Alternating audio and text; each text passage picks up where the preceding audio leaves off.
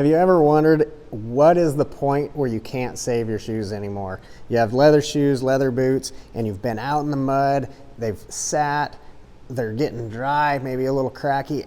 Is there a way to bring them back? What products do I need to use? Is it going to take forever? Is it better just to throw them away and start with a new pair?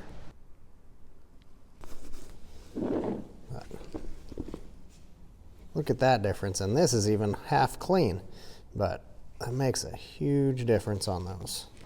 I'm going to show you in just a few easy steps on how we can bring these things back to life. An old pair of shoes have been out in the mud, not taken care of very well. We're going to bring them back, and then at the end, I want to show you one of my favorite products for making these a little more water resistant the next time you're out in the mud. Let's get started. First thing we're going to do is come outside. We got to get some of this extra mud off. It's all caked on here. We're not going to complicate it.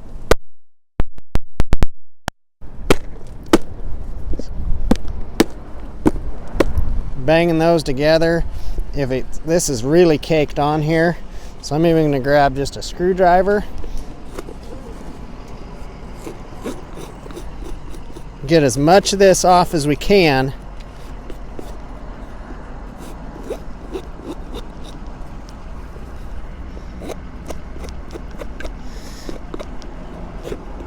And I like coming outside to do this.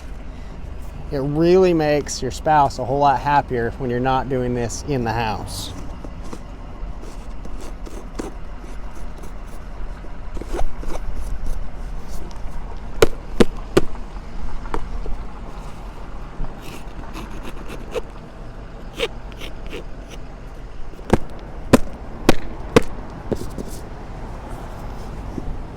All right, off we go. Our next step, we're going to come back to the utility sink here, and you can do this outside with a hose too. Not a problem if you don't have a good utility sink to come to, but we're just going to use some water here and this soft bristle brush. It's kind of a nylon bristle brush here. And we're really just going to get these wet and rinse this dirt and mud off of here. And it's not going to be perfect. We're just getting that first layer off. Some of the excess that's out there.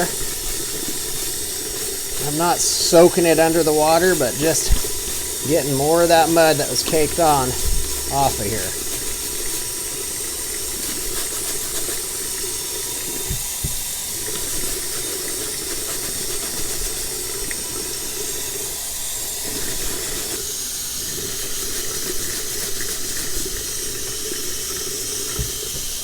I'm going to go ahead and grab a rag. With that rag, I'm just going to dry the best that we can. Now, you can see I'm still pulling a lot of dirt off of there. With the process that I'm doing, I'm not worried about getting this perfect underneath the water. That's going to come in our next step, but this just helps get all of that extra surface dirt off of here, and then helps that water get pulled off the top so we're not just letting that all soak in. Now we're going to let this sit, dry up a little bit more before we come back to that next step. All right, these have had a chance to sit and dry now, so we're going to come back with my favorite product for conditioning these, and it's going to clean at the same time, but Black Rock. Now, this Black Rock, the reason I like it is because it's simple to use. It's a one-step process here once we've gotten to the product side, but I'm going to just use the same rag I dried on that side, but I'm going to find a clean spot in this, dip that in there, and we just simply get aggressive and start working this in. Now what it's doing, it's going to clean and condition at the same time. So you watch, when I pull this rag back, I bet we have a lot of dirt on it. Right there. So we've pulled a whole lot more dirt out of there, but as it's pulling, it's also driving that product down in there and conditioning that leather. So we're going to keep working all the way around here. I like working in little circles and getting down in all of our cracks.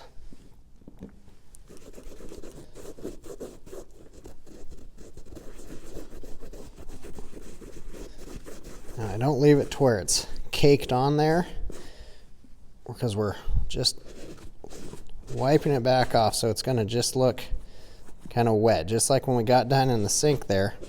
But now, instead of water, we have this nice product that has pulled the rest of that dirt and left that conditioning oil down in the leather.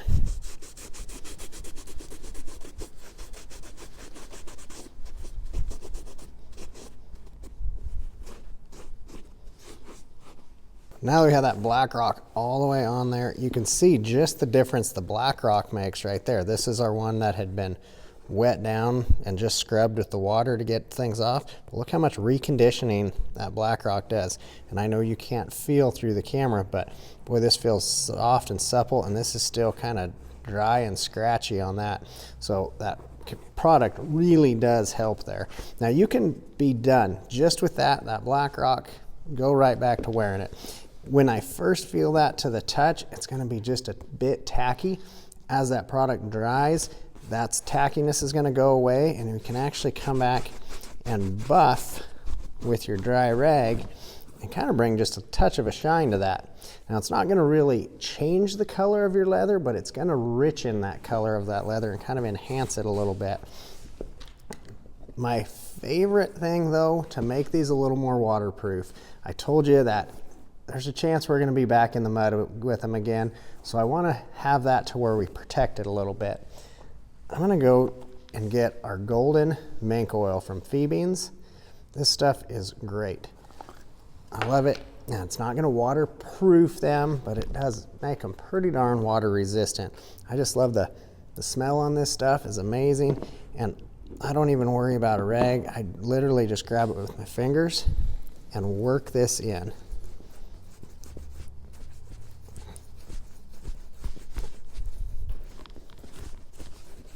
Now, it's going to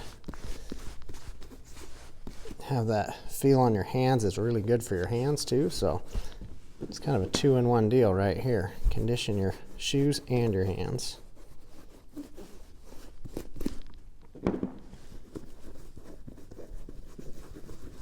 And once we get this done, we're going to let that sit, dry up, and we'll come back, give that a final buff with your rag. These are ready to go right back to use now. But look at that difference, and this is even half clean, but that makes a huge difference on those.